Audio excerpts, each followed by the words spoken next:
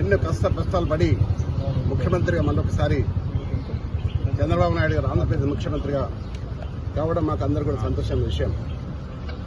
ఆనాడు ఎన్టీ రామారావు పాలన మళ్లీ రావాలని ఈ తెలంగాణలో కూడా మళ్లీ ఎన్టీ రామారావు ఏ విధంగానైతే పేద బడుగు వర్గాల ఆశాజ్యోతిగా నిలిచాడో ఆ విధంగా తేవాలన్న ఉద్దేశంతో ఈరోజు వారికి కలవడం జరిగింది.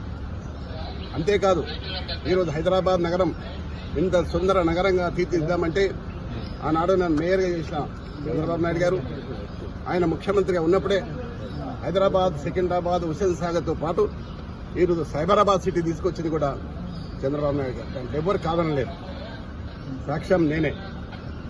ఈ హైదరాబాద్ నగరంలో clean and green the best city award, the best tourism award తీసుకొచ్చింది కూడా చంద్రబాబు నాయుడు గారు. అయితే ఈ మధ్య కాలంలో తెలంగాణ అంశం వచ్చి మరి ఏం జరిగిందో మనం అందరం చూస్తూనే ఉన్నాం. కానీ మళ్లీ పూర్వ వైభవం తీసుకురావడానికి మేమందరం కూడా చంద్రబాబు నాయుడు కలవడం, మరొకసారి మనం పిలిచి మాట్లాడుతున్నాడు. తప్పకుండా మళ్ళీ ఆనాడు ఎన్టీ రామారావు గారు ఏ విధంగానైతే పరిపాలన చేసిండో ఆ విధంగా చేసడానికి మేమందరం కూడా కృషి చేస్తాం. నేనందరినీ కూడా శ్రేణులకు వస్తున్నా.